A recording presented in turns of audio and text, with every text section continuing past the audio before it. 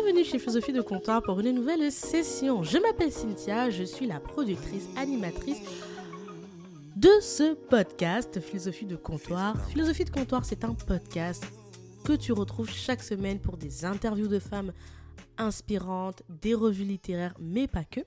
C'est un podcast où tu prends le temps. Quand on vient ici, on prend le temps de diving into un sujet bien déterminé.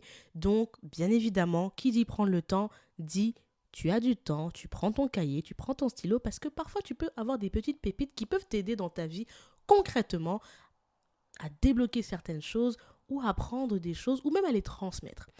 Si tu aimes le podcast, n'hésite pas, comme d'habitude, à le partager à une personne qui peut être intéressée, mettre les 5 étoiles sur Apple Podcast accompagné d'un commentaire pour la team Apple. Pour les autres, vous pouvez mettre également les 5 étoiles sur Spotify, un petit pouce sur YouTube avec un commentaire. Tu peux également, si tu souhaites avoir plus de news, plus d'informations, t'abonner à la newsletter de Philosophie de Comptoir via le site du comptoir philosophiedecomptoir.fr. Et si tu souhaites être un mécène régulier du comptoir, tu peux souscrire un abonnement via le Patreon ou tu peux, via différents abonnements, contribuer à l'évolution de ce podcast. Maintenant que ceci est dit, c'est parti. Prends place, hydrate-toi, and get ready! Aujourd'hui, de quoi allons-nous parler? Aujourd'hui, je vais te parler d'un livre. Je te parle du livre de Chidera Eguru, blogueuse super connue britannique-nigérienne, et son fameux livre « What a Time to be Alone ». Donc, tu me connais, moi ici, j'adore ce qu'on appelle le contexte. Donc, petit contexte. Comment j'ai découvert ce livre? Donc, il y a quelques années, j'étais allée à Londres pour passer un petit peu de temps, bref, et j'étais tombée sur ce livre. Ce livre m'avait déjà attirée par le titre.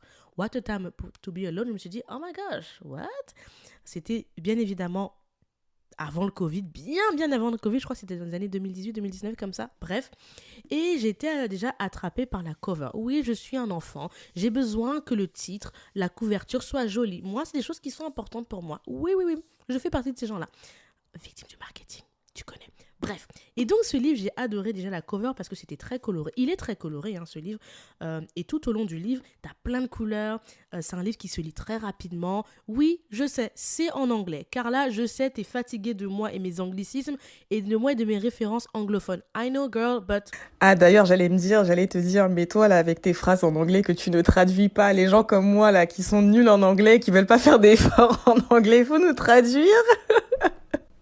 Franchement, j'adore recevoir vos messages vocaux. N'hésitez pas à m'envoyer des messages vocaux sur le site du podcast philosophiedecomptoir.fr. Vous avez un onglet « Envoyez-moi un message vocal ».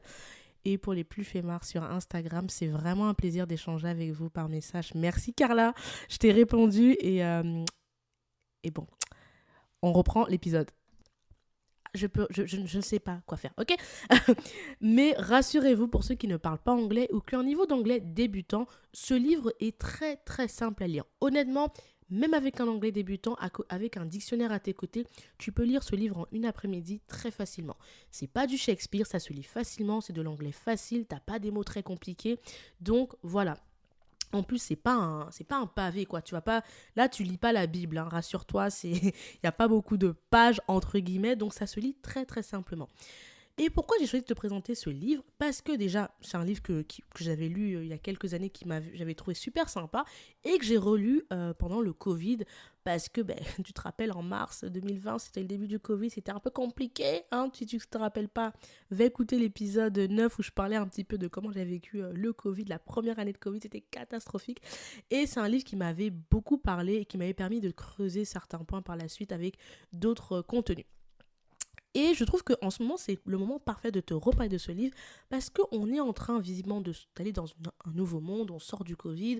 Il y a une trend en ce moment sur Internet que j'adore, qui est le bien-être, la spiritualité, et c'est des sujets que j'aime. Mais il y a un truc dont je vois personne vraiment parler sur les réseaux sociaux. Je vois pas mal de gourous du bien-être, du yoga, de la méditation, de l'astro, des pierres précieuses, tous ces trucs-là. Et à chaque fois, je ne vois personne parler d'un truc. C'est ceci. Le self-care, c'est une action quotidienne. Ce n'est pas juste un hashtag, ce n'est pas juste dire j'attire les bonnes énergies, même si vous savez que moi je suis la meuf qui adore la loi de l'attraction. Tout ça, ça ne marche que si tu mets des actions au quotidien pour être soit la meilleure version de toi-même ou bien juste être mieux avancé. Et ce livre, c'est vraiment pour moi un rappel, quelque chose qui ça a été mon rappel pendant le Covid et je voulais te le partager. Donc déjà, qui est Chidera Eguru? Peut-être que tu ne la connais pas, moi je ne la connaissais pas avant. C'est une blogueuse britannique-nigérienne, super connue, qui a écrit plusieurs bouquins. Elle a écrit donc ce premier livre, What a Time to Be Alone. Elle a écrit 2 autres livres par la suite, How to Get Over a Boy. Elle a écrit un autre livre qui s'appelle What a Time to Journal. Et un autre livre, Scribble Yourself Feminist. Donc voilà, elle a pas mal de talent. Au Royaume-Uni, elle a souvent été nominée ou reçu plusieurs prix. Elle a été nominée dans le top 100 des influenceuses par le Sunday Times, par BBC, la chaîne de télé, par The Even Standard Progress. Elle a été host de documentaires sur la chaîne BBC. Elle a fait l'inauguration de Tech Talk sur le sujet de la peur d'être seule. C'est vraiment quelqu'un d'assez influent dans la sphère de l'influence au Royaume-Uni. Donc c'est quelqu'un qui est très connu. Moi je la connaissais pas, mais c'est vrai que quand je l'avais découvert, j'avais vu que c'était vraiment the girl, like everyone know her. D'ailleurs, elle a une page Instagram, elle a un Twitter, elle a une bonne communauté. Et récemment, du coup, quand je te proposais cet épisode, je me suis rendu compte que son livre a été featured sur la page Women's Health, notamment pour tout ce qui est lié au self-care, au bien-être, comme un livre qui était nécessaire de lire. Donc vraiment, girl, buy this book. Tu dois lire ce livre. Il est ultra, ultra important. Si tu es au tout début de ta recherche de bien-être, etc., c'est vraiment le livre parfait pour débuter. Bien évidemment, ce livre-là, pour moi, c'est le début. Après, si tu veux des choses un peu plus profondes, un peu plus deep, un peu plus avec plus de matière, tu peux après, par la suite, aller sur des livres peut-être de psy, de sociologue, de médecin, voilà. Maintenant que ceci est posé, je vais te dire du coup ce livre, ce qui m'a touchée. Dans ce livre, déjà, ce que j'ai aimé, comme je t'ai dit, Chidera et Naija. She's a Naija. I love my Naija people, you know. Et elle explique dans son livre que elle, quand elle était petite, la première langue qu'elle a parlée, qui est sa langue à elle, c'est le Igbo. Parce qu'elle appartient à l'ethnie des Igbo au Nigeria, qui est une ethnie parmi tant d'autres au Nigeria. Et que ses parents l'ont éduquée à travers des proverbes pour lui faire comprendre en fait certains principes de vie. Et du coup, ce qui est super agréable, c'est que tout au long de ce livre, quand elle t'explique des concepts, de temps en temps, tu vas avoir des citations, des proverbes en fait qui sont écrits en Igbo et puis traduits en anglais. Et ça, c'est quelque chose que j'ai adoré. I was like, I love it. J'aime moi voir les gens comme ça qui mettent de leur culture, de qui ils sont dans le livre. Et j'ai trouvé ça très genuine. Et ça m'a rappelé aussi une des grandes traditions qu'on a souvent en Afrique, c'est parfois pour faire comprendre certains principes de vie, les tontons, les grands-parents, même parfois les parents, ils vont utiliser des exemples, des métaphores pour te faire comprendre certains grands principes de vie. Donc ça, c'est quelque chose que j'ai énormément aimé. J'ai aimé que ce livre soit facile à lire. Donc ça, c'est un livre, franchement, comme je te disais, très easy à lire. Même si tu n'as pas le best niveau d'anglais, franchement, no worry. Ça se lit très simplement. C'est de l'anglais basique. En une après-midi, avec un petit dictionnaire, tu vas le comprendre et comprendre les grandes lignes. En plus, toi-même, tu sais, j'aime bien dire ça, tout ce qui est relatif au développement personnel, le self-love, la confiance en soi, les gens n'écrivent pas. Comme on dit, on n'invente pas c'est quoi la phrase déjà? La lune, la plaine. Bref, voilà, it's not a rocket science. Je sais pas comment on le dit en français. It's not a rocket science. On reprend toujours les mêmes principes que chacun adapte à sa façon. Et donc, son livre se divise en 3 chapitres. Tu as le premier chapitre qui est You. Hey Joe Goldberg, how you doing? Tu as le deuxième chapitre qui s'appelle Them. Et le dernier chapitre qui s'appelle Us. Donc j'ai trouvé ça trop bien, j'ai adoré. Je le vois vraiment comme une espèce d'arbre. On part de l'intérieur vers l'extérieur et hop, on fait tu sais, on tend les mains ensemble et hop, on fait communion. J'ai trouvé ça vraiment bien, cette façon de diviser le livre. Et le livre commence vraiment d'une façon comme j'aime, c'est punchy, on y attaque directement. Elle te dit ceci. que elle se définit comme quelqu'un qui a été très hypocrite pendant très longtemps. Et que pendant très longtemps, elle a eu du mal à trouver sa place dans la vie. Elle a eu du mal à faire face à sa propre vérité, à assumer ses sentiments, ses émotions. Et là, dès que le livre a commencé comme ça, tu sais déjà, moi quand j'ai lu des phrases comme ça, émotion, vérité, I'm just like, this is for me, j'ai adoré. Vous connaissez que moi les émotions, c'est une histoire d'amour. Et puis, j'ai aimé que dans le livre, elle commence avec cette petite question qui est assez punchy du genre « Are you ready to meet yourself ?» J'ai trouvé ça vraiment bien comme sorte d'invitation. Et tout au long du livre, en fait, tu as des pages très colorées avec des mots en lettres capitales. Donc, par exemple, quand tu ouvres le premier chapitre, c'est écrit « You » avec plein de couleurs et tout ça. Donc ça, c'est vraiment agréable à lire. Et tu as parfois des phrases qui sont un peu fortes qu'elle te met en gras. Donc, dans la première partie où elle te parle de you, donc de soi, elle va beaucoup insister sur l'importance de se prioriser et d'accepter qui on est. Et d'accepter qu'on ne peut pas être the one pour tout le monde. Et ça, c'est quelque chose qui m'a forcément touchée parce que surtout les femmes, je trouve que c'est quelque chose de très féminin, cette envie de toujours être la fille qui va être aimée de tout le monde. Tu veux que tout le monde t'apprécie, tu veux être la plus belle pour tout le monde, la plus... Non. Et dans son livre, elle insiste là-dessus, c'est que tu peux pas être la tasse de thé de tout le monde. Elle ne le dit pas comme ça, of course, c'est moi qui paraphrase, ok ? Et moi, c'est quelque chose que j'ai beaucoup aimé, cette phrase-là. Et elle rappelle une phrase que je vous ai déjà dit, c'est que la vie est là pour te challenger. D'ailleurs, elle dit cette phrase en lettres capitales qui m'a fait rire, c'est « Life is going to kick you in the ball for no reason. And the key is how you deal with it. » Donc, tu l'auras compris, la vie va te secouer, ma cocotte. La vie va te secouer sans aucune raison particulière, que c'est juste life, et que la clé de cette situation, c'est comment tu vas gérer en fait gérer les différentes montagnes russes que vont te donner la vie. Et ça, c'est quelque chose que j'ai trouvé très, très, très vrai. D'ailleurs, elle te parle du fait que pendant très longtemps, elle se laissait définir par les autres, par comment les autres la voyaient, par le fait de vouloir please les autres, alors qu'elle est quelqu'un de super sensible et que du coup, plus elle essaie de please les autres et moins ça matchait et plus ça avait un impact sur elle et qu'elle s'oubliait. Donc ça, c'est quelque chose de, comme vous connaissez, c'est quasiment universel. Et elle explique ceci. Elle te dit que souvent, ce qui fait que tu prends des mauvaises décisions dans la vie, c'est parce que tu es obsédé par le fait de faire... Tu es obsédé par le fait de vouloir please les autres et surtout de comment les autres vont te percevoir. Et du coup, la solution pour ça, c'est en fait, vis pour toi en fait. Vis pour toi et tes propres objectifs et ne copie pas les autres. C'est quelque chose sur lequel elle va beaucoup insister dans une page, c'est le fait d'éviter la copie des autres, copier la personnalité des autres, copier le flow des autres. Et ça, franchement, je pense que ça pourrait être un épisode totalement entier. Je pense que notamment avec les réseaux sociaux, les réseaux sociaux ne sont pas un fléau parce que parfois j'entends, on dit ouais, les réseaux sociaux, non, c'est pas les réseaux sociaux le problème. Les réseaux sociaux, le problème, c'est l'usage qu'en font certains. Aujourd'hui, sur les réseaux sociaux, il y a tellement de scammers, les pros de la vie parfaite, on les connaît, ceux qui te montrent la best version de leur vie ou de la vie qu'ils rêveraient d'avoir, alors que parfois, c'en est totalement autre.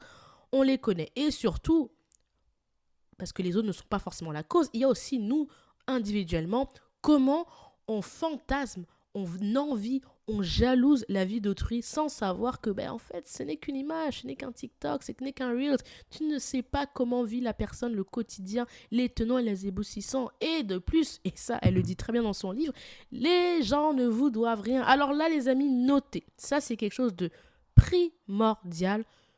Les gens ne vous doivent rien. Et d'ailleurs, attends, il faut que je trouve, je l'avais noté.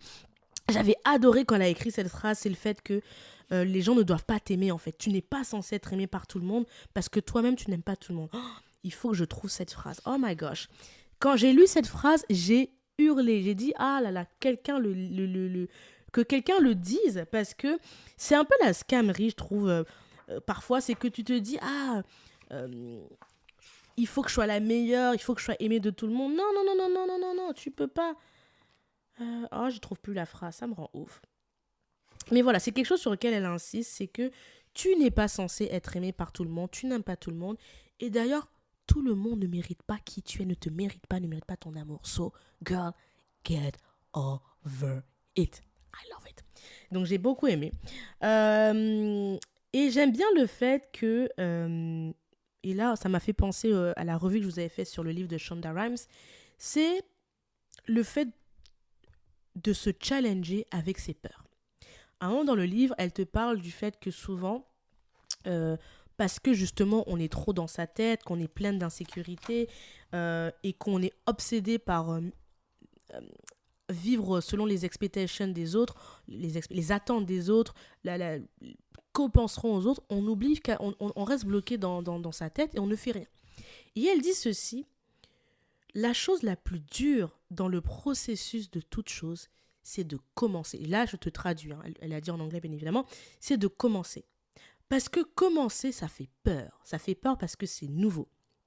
Et elle dit, anything new, donc chaque chose nouvelle, vient avec son lot de possibilités et donc d'incertitudes. Et ce sont ces possibilités-là qui nous effraient. Parce que il y a une part où on ne contrôle pas. Il y a une part de outcomes, je ne sais pas comment le traduire, we cannot control. Vous connaissez moi, les free control. Moi, je fais du podcast parce que justement, il y a ce côté, tu peux un peu contrôler la narrative. Donc cette phrase m'a parlé, mais comme never. J'ai totalement relate à cette phrase et j'étais totalement d'accord avec ceci. Et elle dit du coup dans son livre que elle explique que dans son livre, quand elle était en final year, donc en dernière année d'université, elle explique que elle parlait à son père et elle disait à son père, papa, je suis perdue, je ne sais pas ce que je veux, parce que qu'est-ce qui va se passer après ma graduation? Est-ce que je vais trouver du taf? Est-ce que je vais trouver du travail? Ça va être difficile, etc. Et elle dit que son père lui avait donné ce conseil qu'elle n'a cessé de garder et qui l'aide encore aujourd'hui, c'est termine déjà où tu en es maintenant. Termine la mission que tu fais aujourd'hui. Et puis, par la suite, it will all make sense later. Et d'ailleurs, elle dit en lettres capitales, don't worry about how are you gonna do it, just do it first. I just love it. J'ai adoré. Et c'est pour ça que je vous dis souvent que pour ceux qui écoutent mes revues littéraires, que le développement personnel, les coachs, les mentors, vous connaissez, je pense qu'il y a des coachs qui sont effectivement des fraudes, mais la beauté du développement personnel, quand on l'applique vraiment au quotidien, d'accord, c'est que tu te rends compte qu'il y a des grands principes qui reviennent tout le temps. Tout le temps. Il y a comme je dis, les lois de la nature, il y a des choses, en fait, quel que soit qui te le dit, il y a des principes qui sont inévitables. Le fait, quand elle dit de do it, on l'a vu quand je vous ai parlé de la revue littéraire de Shonda Rhimes, qui disait justement que rêver, c'est bien, mais agir, c'est mieux. C'est dans l'action que tu concrétises et que tu corriges au fil de l'eau. Et d'ailleurs, elle le dit bien, just do it first. Et voilà, et ça, c'est quelque chose auquel je pense que, moi, je fais mon podcast. Tous ceux qui suivent mon podcast depuis le début, j'en suis la preuve vivante. Vous avez bien vu. Mes premiers épisodes, qui sont d'ailleurs plus disponibles, c'était chaotique, le son n'était pas là, il y avait des choses qui n'étaient pas forcément là, les sujets, la thématique, c'était pas là. Là, je m'améliore et bien évidemment, j'espère que dans les mois et années à venir, ça sera encore mieux. Donc, cette phrase a beaucoup parlé en moi, c'est just do it. Moi, il m'a fallu tellement d'années pour oser faire certaines choses parce que parfois, tu as cette obsession de te dire, mais ça va pas être parfait, ça sera pas comme si, nana. Les gens un peu comme moi qui sont un peu psychorigides, c'est terrible, parce que dans ta tête, tu vois un truc carré, tu vois, et quand tu fais le truc, t'as un losange, t'es en mode what the fuck, mais c'est pas grave, il faut le faire, et au fil du temps, tu vas corriger les bords, et à la fin, tu auras ton carré parfait. Donc, toi qui m'écoutes, si tu as peur de lancer ce projet, de tenter cette formation, de tenter ce job, whatever, girl, do it. Si tu sais que tu as un problème peut-être de confiance en toi, tu as un trauma qui n'est pas réglé ou quoi que ce soit, tu m'écoutes, va prendre ta séance chez un psy. Tu as déjà vu un psy, ça n'a pas marché, et bien peut-être change juste de psy pour trouver le psy qui va te convenir. Et go for it. Le self-care, je répète, c'est une action quotidienne. Ce n'est pas juste écouter un podcast, lire un livre ou des livres. Non, voir un psy and that's it. Non, c'est tu écoutes quelque chose, tu fais des choses et tu mets des actions que tu appliques every fucking day. Just. Ça, c'est moi qui rajoute la sauce. Elle n'a pas dit ça. Enfin, elle a expliqué ça, mais de manière différente. Donc, elle parle, dans tout le chapitre You, elle te parle vraiment de comment tu gères tes émotions, comment tu fais face à tes émotions, à tes peurs, et elle donne vraiment, elle fait des métaphores pour te donner des tools pour quand ça va pas bien. D'ailleurs, par exemple, dans le chapitre You, elle dit, elle a fait toute une métaphore que j'ai trouvée assez intéressante, et je te laisserai aller le lire dans le livre. Elle te dit, si parfois, de temps en temps, tu te sens au plus bas de ta forme, tu sens que tu es vraiment dans une situation où ton self-esteem est en dessous de tout. Elle dit, imagine-toi, mais quand tu as 4 ans, imagine la personne que tu es à 4 ans, qui se sent moche, qui se sent not enough, not good enough, je ne sais pas comment le dire, qui se sent au plus bas. Qu'est-ce que tu dirais à une petite fille que tu vois, mais qui a 4 ans, qui est triste, qui est pas bien? Qu'est-ce que tu dirais pour la réconforter? Et pour qu'elle arrête d'avoir des paroles abusive, c'est-à-dire des paroles abusives à l'encontre de soi. Qu'est-ce que tu diras au toi de 4 ans pour la réconforter et l'aider à voir le bout du tunnel? Et donc, elle te fait il y a toute une page où elle te donne des tips, et j'ai trouvé ça super intéressant parce que c'est un truc que je n'avais jamais pensé, d'ailleurs, by the way. Mais je me suis dit, c'est vrai, normalement, quand tu vois un enfant un tout petit de 4 ans, 5 ans, même 10 ans, qui pleure, qui est là, t'as qu'une envie, c'est de les réconforter, de lui dire, go, it's gonna be okay, you can do it. Tu sais, comme les mamans américaines, elles font quand leur enfant tombe. Donc, t'as la maman française qui va dire, oh non, t'es encore tombé. Et t'as l'américaine qui va dire, come on, John, get up, good boy. Je pars en cacahuète, c'est n'importe quoi. Bref. Et donc, voilà, tout le chapitre sur You, c'est vraiment toi et tes sentiments, toi et tes blocages mentaux, toi et tes attentes vis-à-vis des autres qui sont totalement injustifiées. Toi qui veux être aimé de tous alors que tu n'aimes pas tout le monde. C'est vraiment tout ça qui est traité dans le premier chapitre, de manière bien évidemment beaucoup moins, pas comme je le dis, mais de manière beaucoup plus funny, punchy, avec des exemples qui sont top. Et il y a cette phrase que je voulais te dire, que je trouvais ultra importante. C'est quelque chose que tu connais, mais c'est vraiment un rappel assez important. Elle disait, toi qui essaies d'être la plus hotter, donc la plus sexy, qui essaie de te plaindre moins, toi qui change de parfum, toi qui porte les habits toujours les meilleurs habits, toi qui arrête d'être trop oh my god, j'allais dire trop confidente, trop confident, toi qui shrink yourself, donc qui te rapetissit, ça te fait beaucoup de mal parce que tu continues encore et encore, parce que tu es obsédé par le fait d'avoir the approval des autres. Donc, elle parle vraiment de ça. Elle dit, tu as besoin de la validation des autres et tu as peur de move on, d'avancer, parce que personne d'autre que toi peut répliquer, donc peut dupliquer ce lien. Parce que tu connais, en fait, tu sais ce qui t'attend en arrière, mais tu sais pas ce qui t'attend dans le futur. Elle dit, tu penses que tu peux régler ça, mais non, en fait. Le problème, ce n'est pas toi. Le problème, c'est que tu dois arrêter de tomber amoureux de gens qui sont totalement vides et d'essayer de les remplir avec toi. Je vais vous le dire en anglais parce que c'est beaucoup mieux en anglais, c'est beaucoup plus télé. Sorry, girl, but elle dit, stop falling in love with empty people and trying to fill them with you. My gosh, cette phrase, franchement, notez-la. Arrêtez de tomber amoureux de gens qui sont vides, qui sont creux, et de les remplir de vous, en fait. Moi, cette phrase, I was like, girl, I love this. Et elle continue après en gras, you will lose each and every time. Bow! I love this. J'aime ce genre de phrase. Et j'ai trouvé que c'était très, très, très vrai parce que, bon, on va dire que l'avantage de quand tu prends de l'âge, c'est que tu as vécu pas mal d'expériences et que tu expérimentes la vie, les gens.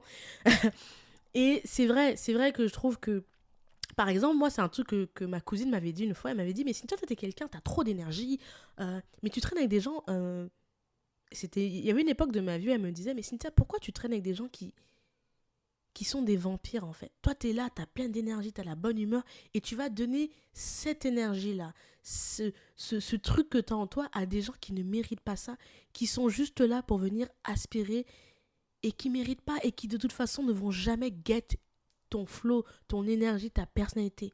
Pourquoi tu fais ça? Girl, c'est pas bon. Moi, parce que je suis têtue et que je suis lion et que, j'adore me taper le mur avant de me dire, oups, ça fait mal. Non, bref, j'arrête. C'est une phrase que j'ai compris au fil de l'eau et que généralement tu comprends quand tu avances en âge et que tu vis des expériences. C'est que il y a des gens avec qui ça ne matchera jamais. C'est pas parce que les gens sont méchants, ce n'est plus une histoire de personnalité, c'est juste une histoire que l'eau et l'huile ne se mélangent pas. Est-ce que l'eau est mieux que l'huile? I don't know. Et c'est même pas la question. Physiquement, l'eau et l'huile ne se mélangent pas. And that's it. Et parfois, il y a quand elle parle de validation, cette besoin de prouver aux autres que des gens, tu ne sais même pas. Parfois, c'est des gens, tu veux prouver des choses à des gens qui ne te considèrent même pas, qui ne te voient même pas, parce que justement, ils sont dans leur propre perspective, ne voient pas la valeur que tu as, ne voient pas le diamant que tu es. Je sais que ça fait là ça fait très phrase Instagram, mais ne voient pas en fait ta valeur. Pas parce qu'ils n'ont pas de valeur, parce que j'aime pas non plus ce truc de ouais, les gens ne voient pas ta valeur parce qu'ils sont... Non, parfois, c'est juste que quelqu'un est à une étape de sa vie où elle ne peut pas voir les choses autour d'elle. C'est pas que cette personne est mauvaise, c'est juste que ce n'est pas le bon train pour elle. Donc j'ai adoré cette phrase-là et je vais la répéter une dernière fois. Je vous la traduis en français. Arrête de tomber amoureuse de gens creux, vides. Et arrête d'essayer de les remplir, de les nourrir de toi, de ta personnalité, de ton énergie, de ton cerveau. Bref, you know. You know. En tout cas, c'est quelque chose que j'ai beaucoup aimé. Et d'ailleurs, elle continue, et ça, c'est une phrase que j'ai adorée. Don't let your kindness kill you. Ne laisse pas ta gentillesse, ta morale te tuer, te bouffer, en fait, et te retrouver à perdre tout ce que tu es parce que, justement, tu veux please les autres. Donc, il y a toute une partie où elle parle de ce sujet, hein, qui est le vouloir plaire aux autres, vouloir être approuvé des autres. J'ai beaucoup aimé ce chapitre-là et je trouve que c'est un chapitre qui est... Enfin, c'est dans le chapitre You, mais toute cette partie-là est très, très importante. Il y a aussi un truc qu'elle dit, c'est l'importance du silence. Alors là, I was like, yes, I love this. Elle parle de l'importance du silence et pour ça, elle parle d'un conseil que sa mère lui avait donné. Sa mère lui avait dit, je vais trouver le truc... Sa mère lui avait dit, tu sais, en gros, quand tu ne peux... Parfois, c'est important d'écouter les aînés. Pas parce qu'ils ont forcément raison à tout le temps, même si c'est souvent le cas, mais parce que, en gros, ils ont du vécu. Et ils voient des choses que tu n'as pas vécues, que tu ne vois pas, pardon, parce que justement, ils ont eu le temps de, comme on dit, vivre la vie. Et ça, franchement, elle explique beaucoup mieux que moi. Ça m'a tuée. Et du coup, elle explique que parfois, c'est important dans certaines situations de se taire que de dire des choses où tu vas déjà passer pour quelqu'un de, je sais pas forcément de bête, mais tu vas te mettre en porte-à-faux, que parfois, il est important de se taire et d'observer et d'apprendre d'autres personnes qui ont appris de leur vie. Ça m'a trop fait penser à plein de choses. J'ai adoré cette partie-là que j'ai trouvée d'ailleurs très, très, très, très, très pertinente. Et forcément, la phrase que moi je vais vous lire parce que vous connaissez moi les émotions, I just love this. La phrase que j'ai trouvée intéressante et je pense que c'est important de dire, surtout quand on parle de mental health, de santé mentale, elle dit « Au plus tôt nous arrêtons de prétendre que nous sommes immunisés vis-à-vis de nos émotions, et au mieux nous allons commencer à prendre conscience d'eux et en faire sens. » Et ça, j'ai adoré. D'ailleurs, elle te parle après, par la suite, le fait d'avoir peur, de la vulnérabilité, de l'importance d'être vulnérable, de l'importance et de ce que apporte la vulnérabilité par rapport à soi, par rapport à être indulgent avec soi-même. Bref, là, tout ça, on est dans des choses que j'aime là. Moi, vous connaissez, dès qu'on parle de vulnérabilité, d'émotions, de processer ces émotions, de les accepter, you know I'm gonna say I love it. Donc voilà, donc c'est un livre dont là on est dans tout le, on est dans toute la partie you, puis après on bascule dans la partie, on bascule dans la partie them. Et dans la partie them, ce qui est assez intéressant, c'est que elle te parle encore, hein, encore et toujours de des autres, de d'où parlent les autres, de les émotions, et elle te parle de quelque chose que vous avez sûrement déjà dû entendre, qui est l'intelligence émotionnelle. Donc, elle te parle de l'intelligence émotionnelle et elle insiste sur ceci. No matter what, always remember this. Donc, quel que soit ce qui se passe, rappelle-toi toujours ceci. Tu es autorisé à changer d'avis à propos de comment tu te sens vis-à-vis d'autres personnes. Je pense que ça, girl, ça, il faut noter. Vraiment, ça, c'est quelque chose qu'il faut vraiment noter for real. Et elle te parle du problème des bullies. Donc, les bullies, c'est les personnes qui aiment... Vous savez, les gens qui aiment bien bully d'autres personnes, donc menacer, victimiser d'autres personnes pour quelque raison qu'ils soient. Elle te parle de ces personnes-là et de comment se positionner par rapport aux autres. Et franchement, s'il y a une phrase que vous devrez marquer au fer rouge, parce que je pense que ça, on ne le dit jamais assez, et que j'ai adoré qu'elle écrive sur une page en gras, c'est ceci. Je vous le dis en anglais, je vous le dirai en français. Never give people a second chance to violate you, no matter how small or large scale it was. Ne donne jamais de seconde chance aux gens de te violenter. Donc, de te heurter à nouveau. Je vais le traduire comme ça. Quelle que soit la grandeur, la taille du dommage qu'ils t'ont causé. Alors ça, I love this. Ça, franchement, c'est quelque chose, notez-le en rouge. Parce que je trouve que... bon, vous savez, pour ceux qui sont religieux, souvent il y a cette notion, on te dit tu dois pardonner. Vous savez, souvent on te dit ouais, non mais tu sais, dans la vie il faut pardonner. Même dans la Bible parfois, ne nous soumets pas à la tentation, mais délivre-nous du mal, car c'est je sais plus, bref, quand tu dis les préceptes religieux, à un moment donné on te dit pardonnons ceux qui nous ont offensés. Comme vous le savez, moi je dis toujours, je ne suis qu'un simple mortel et j'estime que en tant qu'être humain, tu n'es pas Dieu. Tu n'es pas Dieu, tu n'es pas Jésus. D'accord ? Il y a déjà Jésus qui s'est sacrifié, il y a déjà Dieu. La différence entre les humains et Dieu, je pense qu'elle fait sens. Et moi, j'ai toujours eu du problème avec cette notion de pardon. Oui, il faut pardonner, il faut pardonner, il faut pardonner. Mais il y a des choses qui ne se pardonnent pas, tu vois.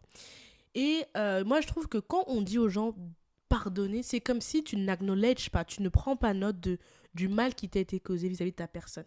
Et j'ai bien aimé, elle explique beaucoup plus en détail dans son livre, hein, le pourquoi, le comment.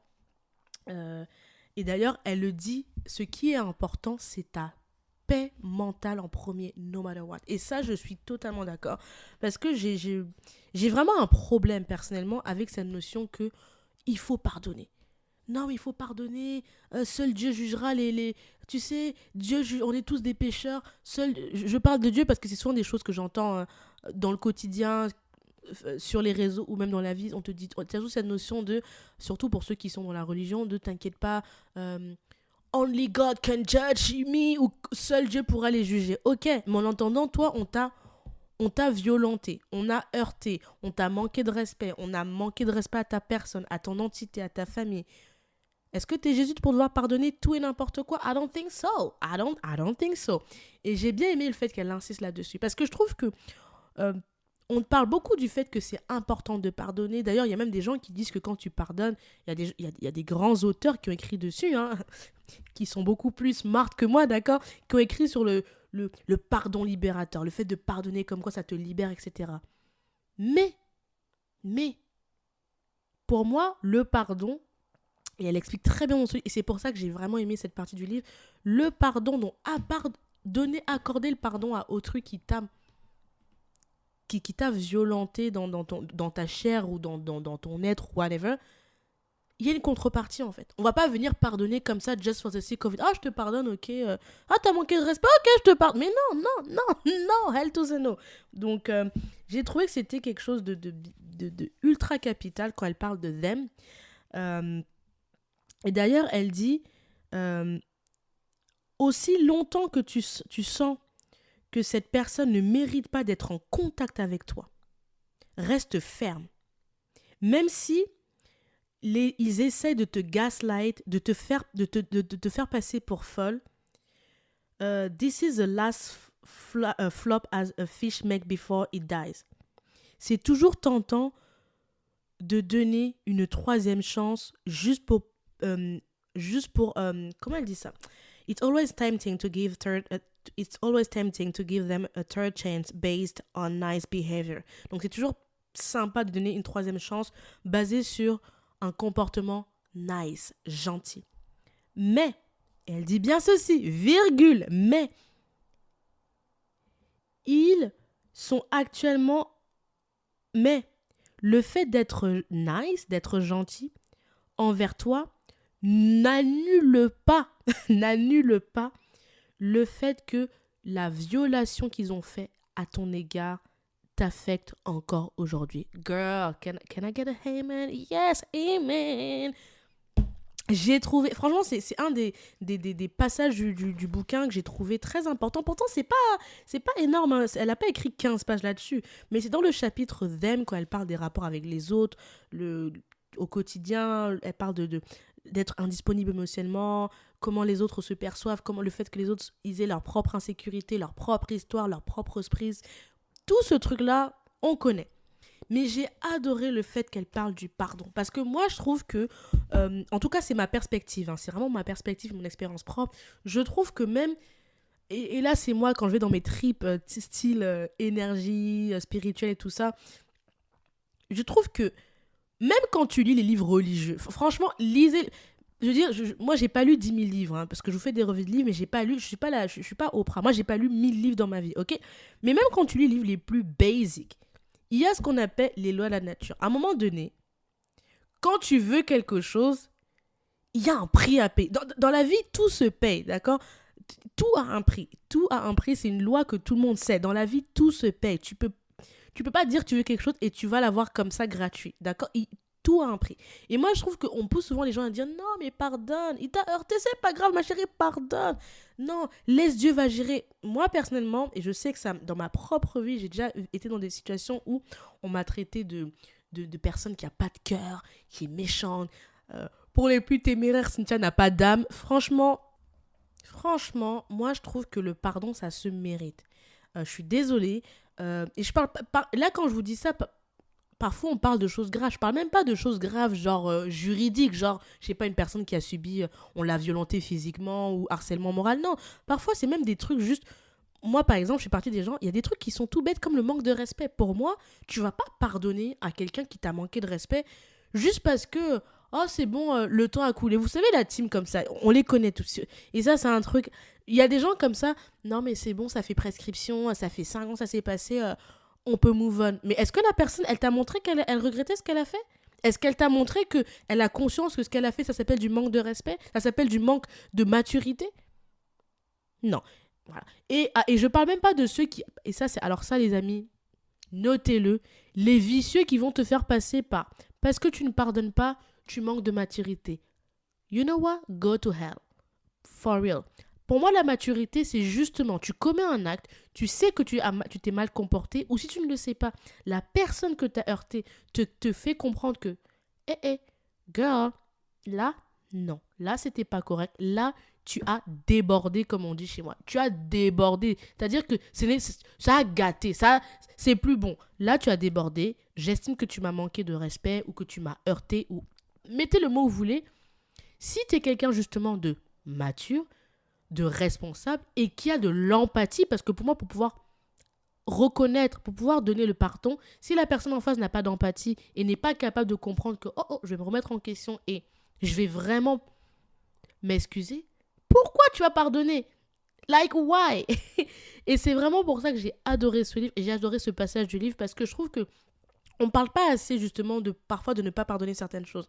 On est dans une société où, parce qu'on veut vexer personne, on veut vivre dans cette espèce de everyone gonna be happy, on va faire une espèce de kumbaya, on va tous s'aimer, on doit tout accepter. Et moi je pense que, et c'est pour ça que j'ai adoré ce livre, c'est que non en fait, on ne pardonne pas tout et n'importe quoi. Il y a des actes qui sont impardonnables. Et je ne suis pas la morale, hein. J'estime que chaque être humain a son libre arbitre et sa jauge de qu'est-ce qui est pardonnable ou pas, d'accord? Bon, après, il y a la justice qui aide aussi, genre le meurtre, on sait tous que voilà, quoi. Mais bref, mais je pense que c'est important pour moi c'est pour ça que je perds du temps là-dessus. Toi qui m'écoutes, c'est important de savoir qu'il y a des choses qui ne se pardonnent pas. Et si tu estimes que toi, on a abusé de ta confiance, de ton temps, ou quoi que ce soit, et que pour toi, c'est impardonnable, assume-le en fait. Oui, pour moi, c'est un acte qui est impardonnable. Et comme elle le dit dans son livre, on peut te faire passer pour quelqu'un de méchant, qui a pas de cœur, etc. Mais la personne généralement qui a commis du mal, elle le sait. Elle le sait, d'accord? Donc voilà. Donc je vais répéter cette phrase pour que tu le notes si tu l'as toujours pas noté. Ne donne pas de seconde chance ne donne jamais, parce que je traduis mal. Never, elle a dit, ne donne jamais de seconde chance à une personne qui t'a violenté.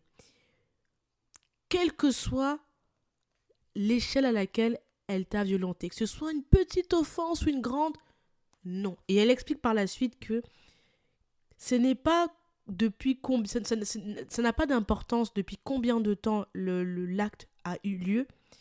Ce qui importe, c'est comment la personne te fait te ressentir et est-ce qu'elle mérite ou pas d'être en contact avec toi. I just love this. Donc voilà, ça c'est vraiment quelque chose de plus. Et d'ailleurs, elle explique, elle dit quelque chose un peu plus loin, c'est que il faut an interaction with you. Donc le fait d'échanger avec toi, c'est déjà trop en fait. C'est déjà une récompense de trop.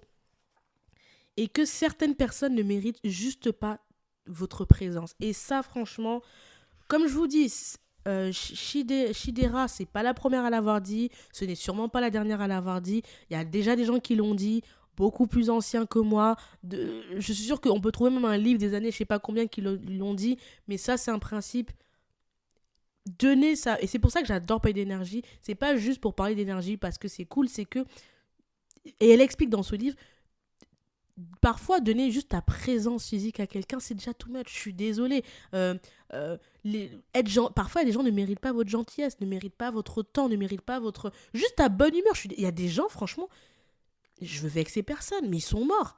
Intérieurement, tu les vois, c'est boring as fuck, genre. Et c'est pour ça que je pense que c'est important, ce chapitre sur le them, sur les interactions avec autrui. C'est très très important et c'est vraiment, t'apprends énormément de choses. Et moi, je confirme, c'est que de ma petite expérience de vie, je suis pas coach, je suis pas Oprah, mais de ma petite expérience de vie, je suis totalement d'accord que tout le monde ne mérite pas ma présence, tout le monde ne mérite pas d'être en contact avec vous, en fait. Parce que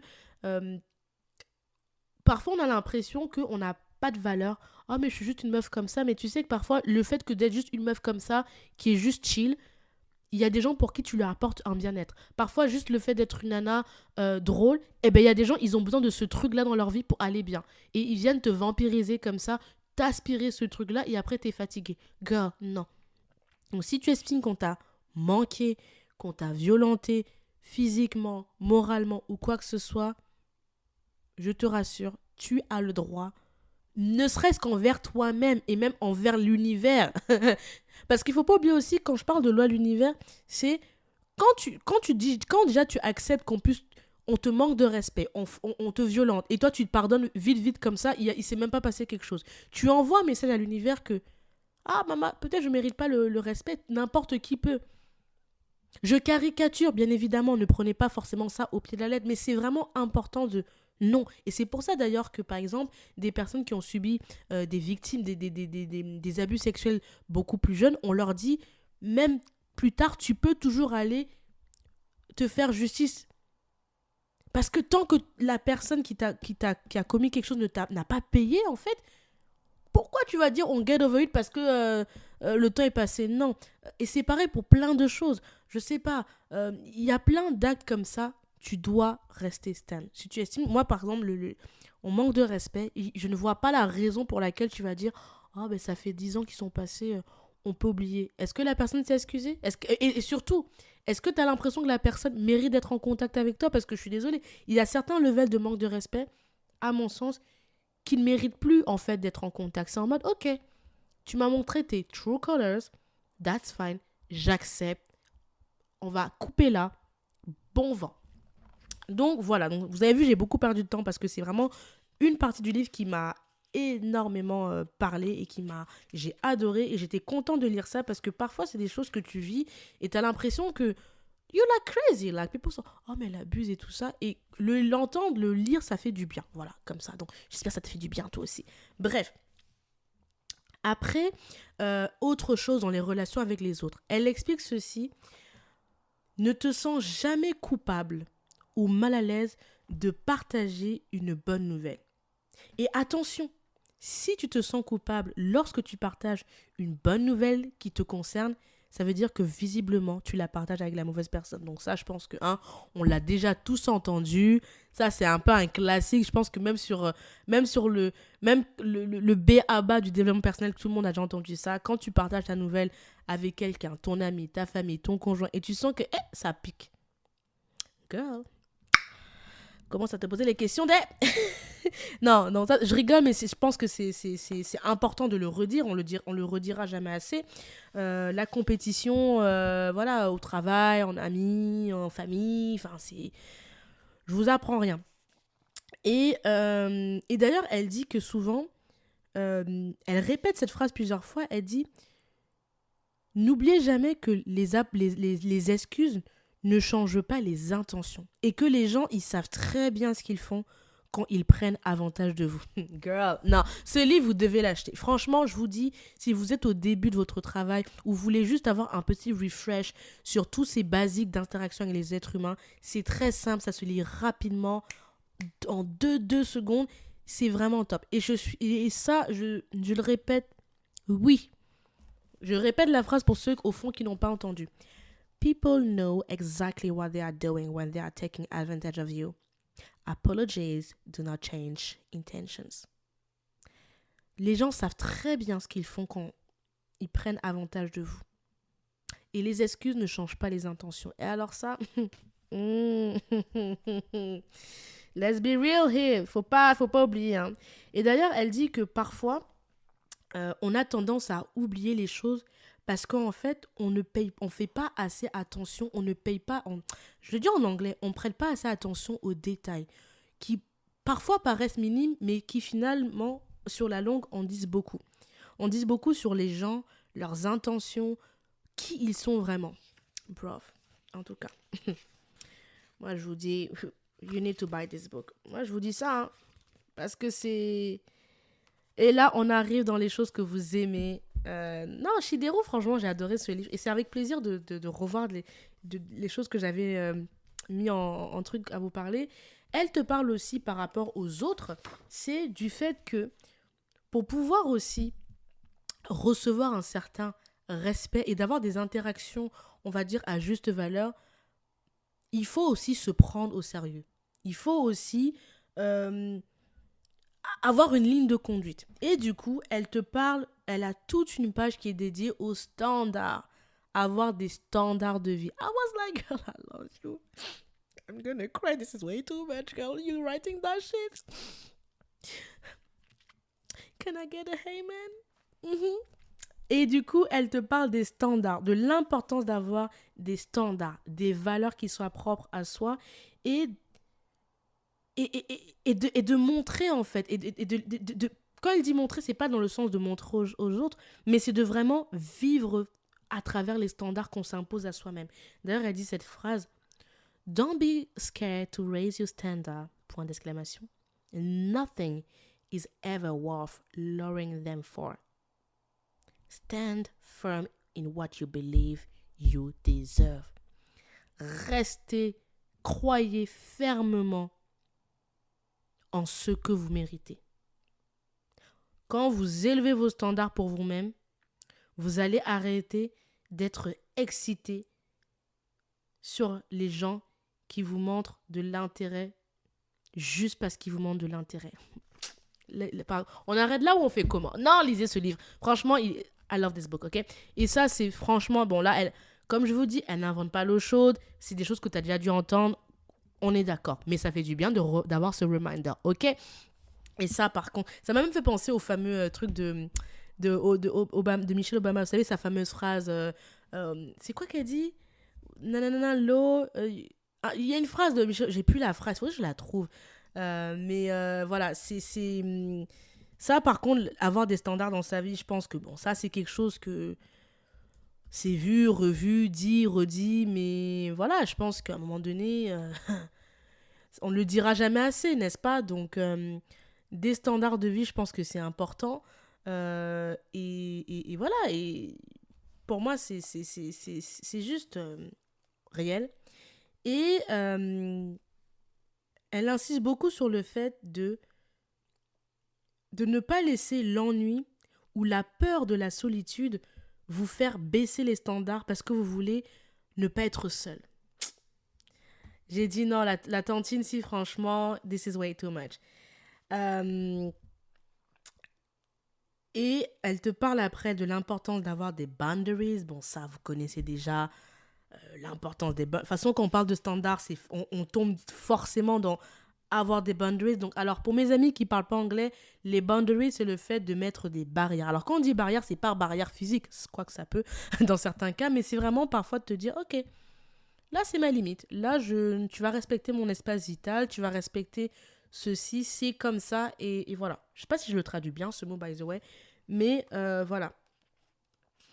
Et elle explique que la vie, parce que la vie, on ne la vit pas tout seul, on la vit dans un monde, elle explique qu'au cours de la vie, à plusieurs reprises, la vie va nous challenger pour baisser les standards. Et qu'il ne faut pas oublier pourquoi on a ces standards, qu'est-ce que ça nous apporte dans notre vie. Bref, moi je vous ai dit, j'ai adoré ce livre et le relire pour vous faire l'épisode me rend encore plus heureux, je ne sais pas pourquoi. Bref, elle explique que le fait d'avoir des standards, ça vous force à avoir une espèce pas de guide de vie, de manière de vivre, et ça vous force à avoir une conduite de vie. God, c'est le mot que je cherchais. Le fait d'avoir justement des standards, ça vous oblige à avoir une conduite de vie. Et du coup, quand tu commences à avoir une conduite de vie, forcément, tu vas avoir des choses que tu acceptes et que tu n'acceptes plus parce que justement, tu as, et elle explique dans son livre, tu te crées une intention de vie, tu te crées un purpose. Vous connaissez mon mot, j'adore le mot purpose. Hein, ceux qui écoutaient la revue sur le livre d'Oprah, you know. Tu te crées une intention de vie, tu te crées un but de vie et une raison, et là, elle dit une raison divine qui existe bien, qui existe bien au-delà de ce qu'on peut voir et qui a une valeur inestimable pour toi.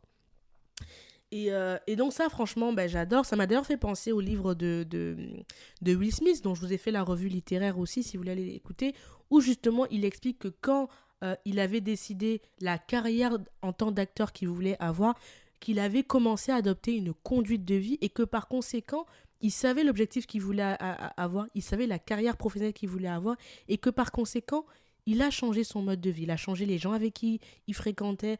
Ça a commencé par ses relations amoureuses, ses relations amicales et même les collaborations de films qu'il a acceptés ont totalement changé parce qu'il avait un but final, une vision finale de la carrière qu'il voulait bâtir qui a fait qu'il a pu devenir la personne qu'il est devenu aujourd'hui, le grand Will Smith. Et du coup, c'est pour ça que je vous dis que moi, j'aime beaucoup parler de revues littéraires, d'autobiographie parce que c'est vraiment ce que j'aime en ce moment. Mais surtout, je vous assure, quand vous lisez certains livres, vous vous rendez compte que les principes dits du développement personnel, même parfois de spiritualité, même dans des livres aussi basiques, je m'excuse, j'insulte pas la Bible, mais même dans des livres comme la Bible, qui est un des livres les plus lus au monde, il y a des principes de vie que tu retrouves de manière totalement différente de la manière dont elle s'exprimait, mais il y a toujours une certaine logique qui revient à chaque fois. Et l'histoire d'avoir des standards, l'histoire d'avoir une conduite de vie, d'avoir des valeurs, c'est quelque chose que tu retrouves dans tout, et même dans tout ce que tu fais dans la vie. De toute façon, on le voit quand tu vois la vie des grands sportifs, quand tu vois la vie des grands chefs d'entreprise, vivants ou morts, ou des génies de ce monde, à un moment donné, tu remarqueras toujours qu'il y a une espèce de conduite de vie. Et c'est pour ça que j'en reviens à l'huile et l'eau ne se mélangent pas en fait. Est-ce que l'huile est meilleure que l'eau? Ce n'est pas la question. Mais à un moment donné, si tu as choisi d'être l'huile, tu vas aller sur ta ligne. Si tu veux être l'eau, c'est autre chose. L'huile et l'eau ne se mélangent pas. Et d'ailleurs, il y a des choses qui ne sont pas censées se mélanger. Est-ce que ça veut dire que l'un est meilleur que l'autre? C'est pas la question philosophique du jour. C'est juste que toi, c'est quoi ta conduite? Donc moi, ce que je te dirais de te poser comme question, et c'est la question que je m'étais posée quand j'avais lu ce livre, c'est bien de dire qu'il faut pas avoir de standard, qu'il faut avoir des standards, qu'il faut avoir une conduite, mais la vraie question, c'est en fait, c'est quoi mes standards de vie en fait? Qu'est-ce qui est pour moi mon standard? C'est quoi ma valeur? Quelle est ma valeur dans la vie? Quelles sont mes valeurs? Je parle pas des valeurs de tes parents, je parle pas des valeurs de ton conjoint ou de ta compagne, je parle pas des valeurs de tes copines, je parle même pas des valeurs des réseaux sociaux, non, de tes valeurs à toi. C'est quoi ma valeur? C'est quoi mes valeurs de vie? C'est quoi ce en quoi je crois? C'est quoi le standard ou mes standards de vie? C'est une vraie question. Et c'est pour ça que je répète, quand je dis que le self-care, le self-love et du coup le développement personnel, c'est des actions du quotidien, c'est de ça dont je parle. Parce que quand j'ai lu ce livre et d'autres livres que j'ai lus, je me suis rendu compte que j'ai eu une sorte de aha moment. Je me suis rendu compte que parfois, en fait, tu suis des gens, tu te dis, ah putain, je vais suivre cette coach-là, je vais prendre tel mentor-là, je vais suivre ma tante spirituelle Oprah. Ils parlent tous il faut manifester, mais je manifeste, il n'y a rien qui se passe. Il y a toujours un moment où tu arrives, où tu es en colère. Tu te dis, c'est du gros bullshit, le développement personnel et tous ces gens-là, ce sont des gros charlatans, t'es saoulé. Et moi, quand j'avais lu ce livre et un autre livre que j'avais lu, je m'étais rendu compte que est-ce que les gens qui parlent de développement personnel, les coachs, ces gens-là sont tous des charlatans? I don't know. Il y en a, c'est sûr. Il y a beaucoup de scammers. Let's be honest. Mais est-ce qu'il n'y a pas aussi quelque chose dont personne ne parle, c'est action. Qu'est-ce que toi tu mets? Quelle action tu mènes au quotidien? Quelle rigueur as-tu? Parce que je le répète, manifester, y croire, énergétiquement, lire, écouter des podcasts, that's cool, c'est une très bonne étape. Mais est-ce qu'au quotidien, pour bénéficier justement de la loi d'attraction, tu mets en place des actions concrètes? No matter what. Et ça, je pense que c'est une question à laquelle j'ai pas de réponse. C'est chacun, c'est toi qui m'écoutes qui peut y répondre.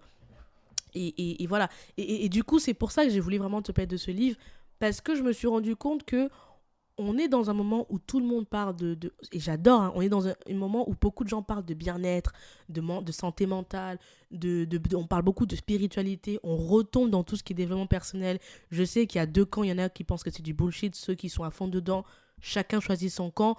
Moi, du moment où tu prends quelque chose qui te fait du bien et ça ne nuit à personne, go for it, girl. Mais quel que soit le chemin que tu prends un coach, tu prends un mentor, tu suis une célébrité qui t'inspire, tu suis, je sais pas, même une influenceuse, whatever, une star, tu écoutes mon podcast. Hi, n'oublie pas de mettre les 5 étoiles, by the way. Pour moi, je pense que pour que le self-care et le développement personnel se développent vraiment dans ta vie, si tu n'appliques pas ne serait-ce que le 1/10 de ce que tu entends, de ce que tu lis, de ce que tu vois, ben ça va juste rester un truc que tu écoutes juste pour dire « Ah cool, j'ai lu ce livre-là. Ah cool, j'ai vu ce film-là. Ah oui, j'ai suivi ce truc. Ah oui, je sais. » You know? Et c'est pour ça que moi, avant de dire que le développement personnel, le self-care, les coachs et tout ça, c'est du bullshit, est-ce que ce que tu apprends, est-ce que les informations que tu lis, etc., tu essaies de les appliquer et tu restes justement dans ce dont on parle, tu as une conduite de vie à laquelle tu t'y tiens. Et c'est pour ça que j'ai aimé le fait qu'elle parle de standards, de rigueur et de restrictions. Parce que je trouve qu'on est dans un monde où on veut un peu dire qu'on peut tout faire. On peut tous être des Michelle Obama apparemment. Tout se vaut. Mais non, la vie, tout ne se vaut pas en fait, déjà de 1. Et tout ne se vaut pas. Et pour avoir certains résultats, il y a forcément un prix à payer en fait. C'est comme si tu me dis, je veux courir comme Usain Bolt, mais je veux pas aller à l'entraînement. Mais girl, what are you talking about? Ah, je vais être Beyoncé, mais je veux pas travailler les 24 heures non, pendant 6 mois. En fait, et c'est pour ça que j'aime beaucoup ce qu'elle disait c'est important d'avoir des standards, d'avoir une conduite de vie et d'avoir une intention, a purpose, un but, une vision. Bref, on continue parce que là, j'ai beaucoup radoté, les amis, et le temps passe. Après, il y a la partie où elle te parle de Us, du coup. Et quand elle te parle de Us, c'est un côté un peu quasiment cute. C'est un côté en mode... parce qu'au début, quand tu lis le you et le them, t'as l'impression que c'est un combat. C'est genre VS, tu vois. Et quand t'arrives dans la partie Us, c'est une espèce de communion. Comment tu vas réussir à être, aimer être avec les autres, aimer être seul, mais être avec les autres, accepter les autres tels qu'ils sont, tu vois. Et d'ailleurs, elle te parle de fierté, j'adore. Et tu vois, quand je viens de voir sa phrase, elle te dit Love and pride I like oil and water. The two will never mix. Et du coup, elle te parle dans Us du fait que la fierté et l'amour, ça ne se mélange pas, normal, hein. Voilà, elle te parle dans Us de tout ce qui est signal bizarre. Tu sais, quand t'es pas trop sûr de signal, quand il y a de la manipulation, des choses comme ça, comment faire attention. Et de la distraction. Ça, c'est un truc qui revient très, très souvent. Et elle te fait un poème que j'ai adoré et je vais te le lire. Et on va bientôt arriver à la conclusion. No worry. Elle te dit ceci.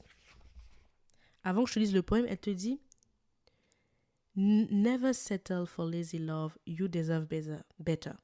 Donc, ne te rabaisse pas un amour. Quand elle dit lazy, je pense qu'elle veut dire pauvre ou plutôt qui ne te convient pas. Tu mérites mieux. Et elle te rappelle que n'essaye pas de partager l'espace, qui tu es, tes valeurs, ton énergie, ton temps, tes émotions, tes bonheurs, tes malheurs avec des gens qui ne veulent pas de toi. Parce qu'à chaque fois, ça va causer la même chose. Tu vas te sentir mal, tu vas te sentir oublié et ça va créer chez toi une mauvaise, tu sais, ce truc, ce ressentiment, cette colère, etc. Et le poème que moi, je vais te le lire et on va conclure là-dessus, c'est quand c'est quasiment une espèce d'engueulade qu'elle nous fait dans le dernier chapitre. Elle te dit ceci. Elle commence par ceci. Elle te dit Empty promises are often a distraction. Donc, les promesses vides ou qui vont pas se concrétiser sont souvent des distractions. Et là, elle te dit arrête de sortir avec des personnes qui parlent de toi dans des groupes de conversation et qui ne te respectent pas. Hé, Jésus. Ah, on vous connaît. Non, les filles, on connaît. Hein? Les gens qui ont des groupes WhatsApp où c'est réservé pour parler d'une personne. Et je parle pas de stars parce qu'on connaît... On parle vraiment de gens. On connaît tous quelqu'un qui fait ça. Les gens qui ont des groupes WhatsApp, là, ou des groupes... je sais pas si les gens sont encore sur Facebook, mais ceux qui ont des groupes qui sont dédiés pour tailler quelqu'un. Oh, mais t'as vu comme elle fait ça? Mais elle a fait ci. Oh là là. En plus, sa tenue ne lui va pas. Sa coiffure. Girl, j'ai une question. Hein. Pourquoi ça te pique comme ça? C'est ta copine? Ça te pique? En plus, elle a dit qu'elle s'était mariée, mais on voit jamais son mari. En plus, elle est moche. Elle fait trop la belle. Nanana. Girl, get a life. Get over it. Drink some tea. C'est l'occasion de boire. It's gonna be okay. Donc, je répète, arrêtez de sortir avec des gens qui parlent de vous dans des groupes. Ils ne vous respectent pas. Si tu n'as pas entendu mon ami, hein, je ne peux plus rien pour toi. Deuxième chose, arrêtez de sortir avec des gens qui vous aiment que pour exposer leurs problèmes et qui n'ont jamais d'espace pour vous écouter, vous et vos problèmes. Ah, ces sorciers-là, on les connaît. Je répète. Arrêtez de sortir avec des gens qui vous aiment seulement quand ils ont des problèmes, qui peuvent vous présenter, mais qui n'ont jamais d'espace pour écouter les vôtres. Ceux qui s'appellent amis de problème là. Bref, en tout cas, arrêtez de sortir avec des gens qui changent la façon dont vous les traitez quand ils sont autour de gens qui veulent vous faire du mal ou qui vous veulent de mauvaises choses. Ça, en tout cas. Masterclass de sorcellerie, comme dirait une certaine connaissance à moi. Arrêtez de sortir avec des gens pour qui vous les soutenez et vous show up tout le temps, mais quand c'est votre tour, ils ont toujours une excuse prête.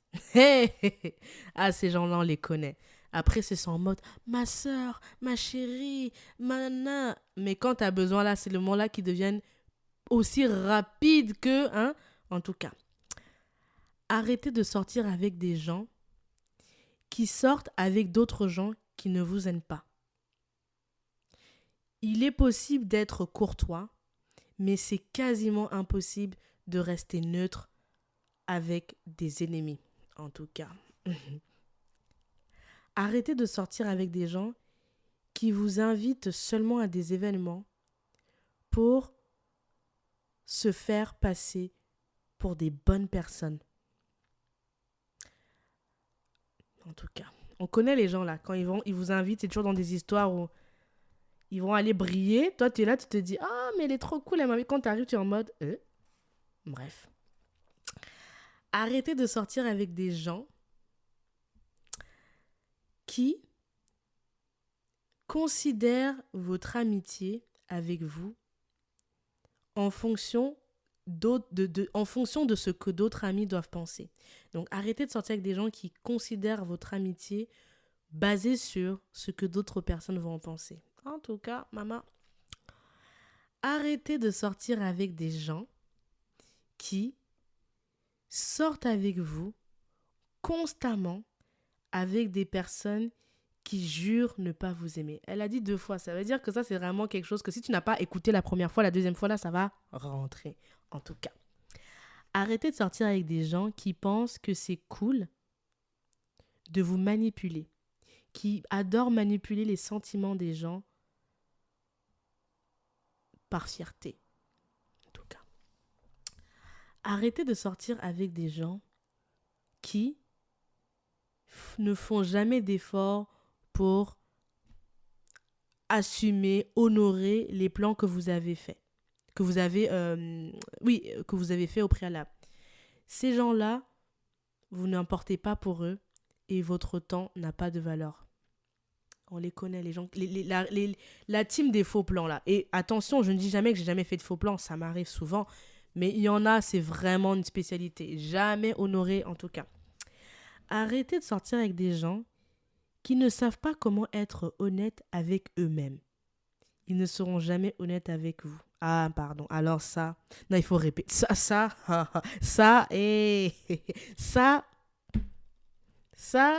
no joke. J'arrête mes conneries, c'est capital. Je vais répéter. Arrêtez de sortir avec des gens qui ne savent pas être honnêtes avec eux-mêmes. Ils ne seront jamais honnêtes avec vous. Alors ça,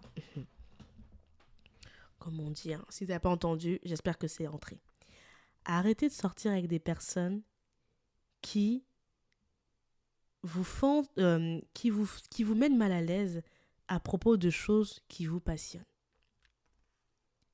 Arrêtez de sortir avec des gens qui adorent parler de vous, de votre ambition, mais behind the door, mais en secret, qui attendent votre chute. C'est pas vraiment comme ça qu'elle a dit, mais c'est la traduction que j'en fais. Arrêtez de sortir avec des gens qui vous ghostent quand vous êtes dans le noir. Et quand on dit noir, c'est pas noir, pas de lumière. C'est-à-dire quand tu es dans le dark side de toi-même, ça va pas, tu es seul. Elle le dit d'ailleurs, when you are in a dark and lonely place mentally. Ces personnes n'étaient jamais vos amis au début. Alors ça, par contre, ça, je pense que c'est une phrase que toute personne a déjà entendu dire ses parents. On voit les vrais amis quand on est au plus bas. Et ça, franchement, je pense que c'est une phrase qui ne peut s'avérer... De toute façon, il y a des phrases qui sont, comme je dis, universelles. Tout le monde vous dira, tout le monde l'a peut-être déjà vécu. C'est quand tu es tu es down, tu es vraiment au plus bas que tu vois qui sont les vrais. Et on dit souvent dans l'amitié, même dans la famille. Dans la famille, c'est dans ces moments-là que tu vois who is who.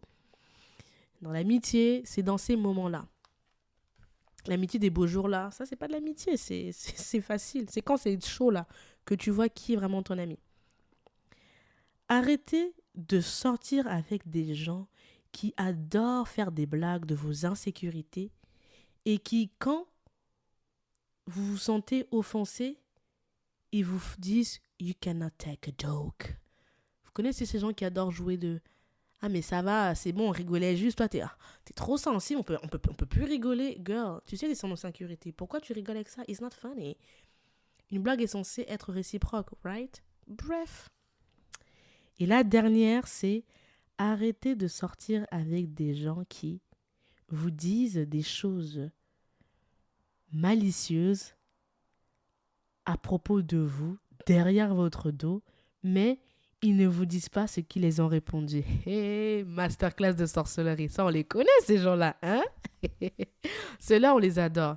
Vous savez, ces gens qui sont en mode « Ouais, mais elle a dit ça, après elle a dit ça, après elle a dit ça, ouais, nan, nan. » Girl, moi c'est toujours une comédie que j'adore. Je dis, mais attends, donc la personne là, toi t'es mon ami.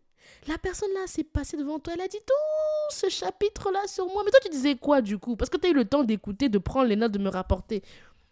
Copine, attends, soyons un peu de cas même, hein? Tu as participé, n'est-ce pas? Bref, je vous ai lu ce chapitre-là, ce poème-là qui est sur 2 pages, qui me semblait vraiment important et que j'ai beaucoup aimé. Parce que c'est vrai que je trouve que on valorise beaucoup l'amitié et les relations. Et c'est important parce qu'on est des êtres humains, on est des êtres sociables.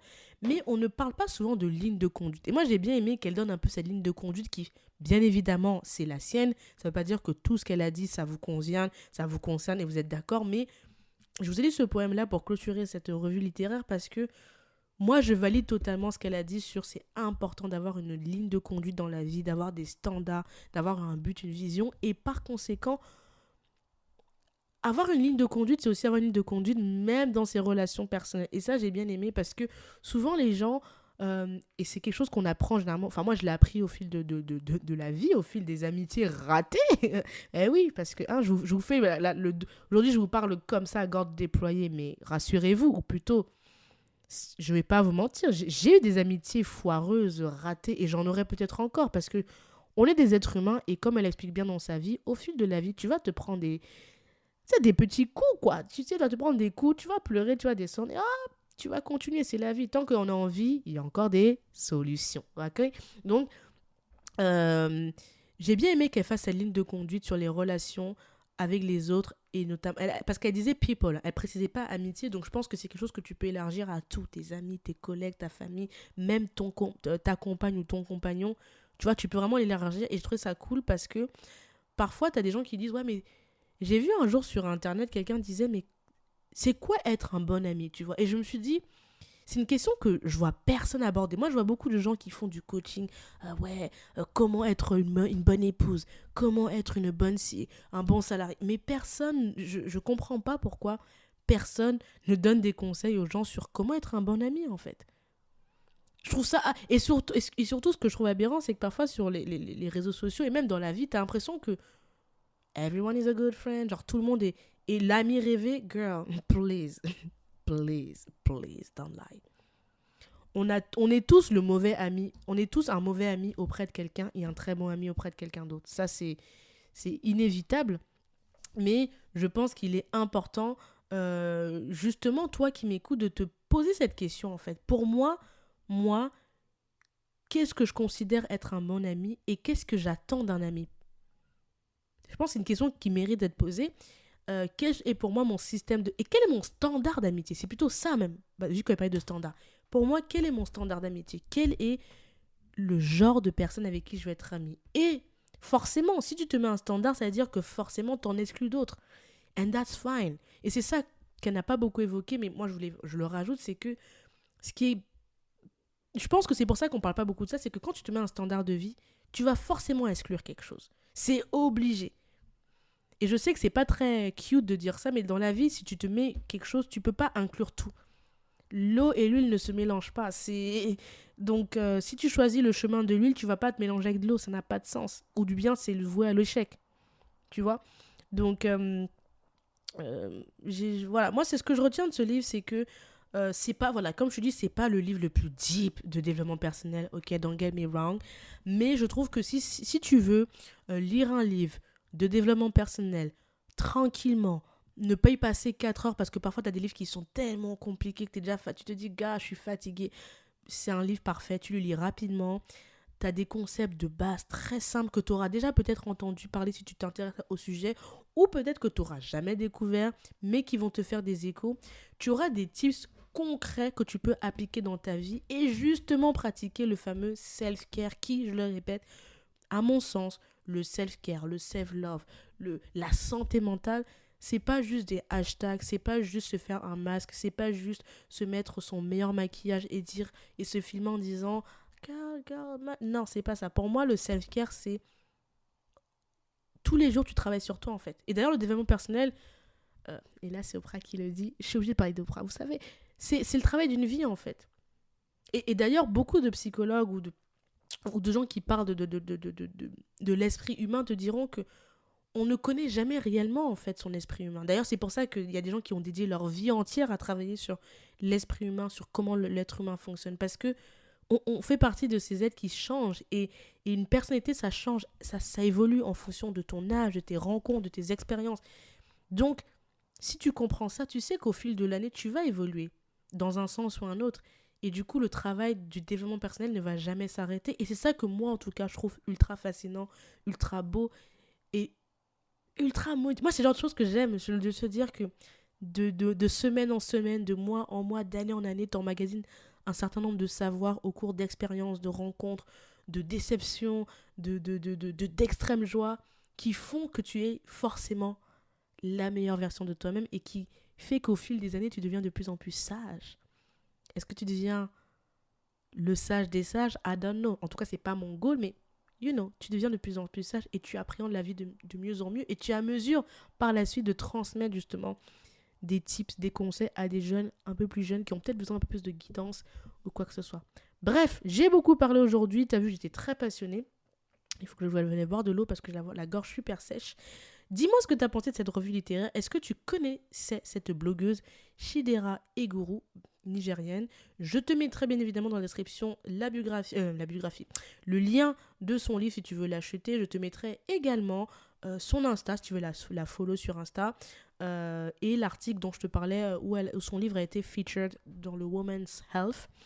Voilà, et je vais terminer en disant si toi qui m'écoutes, je vais répéter tu es confronté à un souci mental ou quoi que ce soit, n'hésite pas à aller te faire aider par des professionnels de la santé qui ont fait des études pendant des années pour pouvoir accompagner des gens qui en ont besoin, psychologues, psychiatres, thérapeutes. N'hésite pas à te faire aider. D'ailleurs, il y a la plateforme Happy Therapy, qui est une plateforme qui est écrite par une femme caribéenne, je crois. Je te mettrai le lien si jamais tu cherches des professionnels afro en France et que tu es en France, n'hésite pas à y faire un tour et te faire aider. Et t'as pas besoin forcément d'avoir vécu tous les traumas de la Terre parce que parfois quand on parle de psy, on pense qu'il faut qu'on ait vécu la guerre, je sais pas, un viol ou quoi que ce soit. Non, parfois tu es juste dans une période de ta vie où il y a un trop plein de choses. T'arrives plus à gérer, t'as besoin de évacuer, you go. Il n'y a pas besoin de vivre forcément tous les tragédies de la Terre. Donc voilà, et aussi en complément à un psy ou quoi que ce genre de choses, tu peux te faire accompagner par un coach, un mentor, je sais pas, des solutions alternatives. Il y a de plus en plus de thérapies médicinales qui sont développées qui peuvent être un complément à côté de quelque chose de médical. Il y en a pour qui, en complément, avoir une structure religieuse les aide, quel que soit le chemin, tant que ça te fait du bien et que ça ne heurte personne, girl, go for it. Donc voilà. Prenez soin de vous. Merci pour votre écoute. N'oubliez pas que si vous voulez plus d'épisodes, vous pouvez aller sur le Patreon. Vous avez accès à du contenu exclusif, beaucoup plus d'épisodes, beaucoup plus de revues. Si tu veux soutenir le podcast, tu peux aussi suivre le Patreon. Tu as plusieurs abonnements qui t'adaptent à ce que tu souhaites faire. Le lien est dans la description. Si tu souhaites partager cet épisode, fais-le. Si tu as aimé, tu veux faire des retours, n'hésite pas à me faire des retours sur Apple Podcast accompagné des 5 étoiles avec un commentaire. Tu peux également me faire un retour sur Spotify. Après l'écoute, tu mets tes 5 étoiles. YouTube avec un pouce et un commentaire. Ou bien tu peux m'envoyer un message vocal sur le site du podcast philosophiedecomptoir.fr. Je te souhaite une bonne journée, une bonne soirée et je te dis à la semaine prochaine. Bye, c'était Cynthia.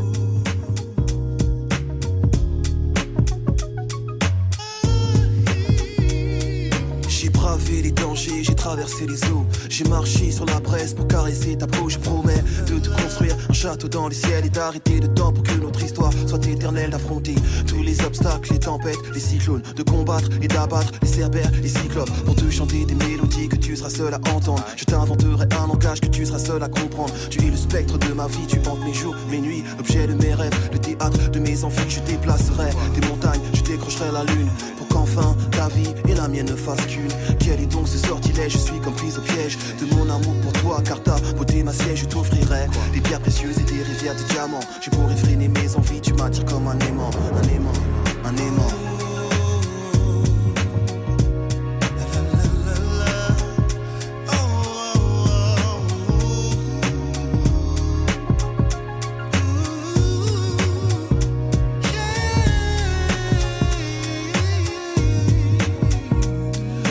Bat au rythme de ton cœur et lorsque tu m'effleures, je perds le contrôle de moi, tu me transportes ailleurs. Tu me bâillonnes et me flagelles, c'est une douce torture. Je succombe sous l'effet de tes baisers et tes morsures. Chair en ébullition, âme en lévitation. Nos respirations sont en parfaite synchronisation. Je fonds lorsque tu me touches avec tendresse. Je vibre lorsque tu m'enlaces et me caresses. Je m'évade quand tes lèvres se posent sur les miennes. Je ne sais plus où je suis, j'ai le feu dans les veines. Ouvre les portes de ton paradis, je veux goûter ton eau de vie. Une forme fascinante envahissent mes rêves et j'ai envie de voir l'érotisme à son paroxysme, connaître chaque atome de toi. Tu es ma friandise, nos âmes et nos corps sont en accord jusqu'à la petite mort qui, je l'espère, laissera place à la vie dans ton coffre-fort, coffre-fort.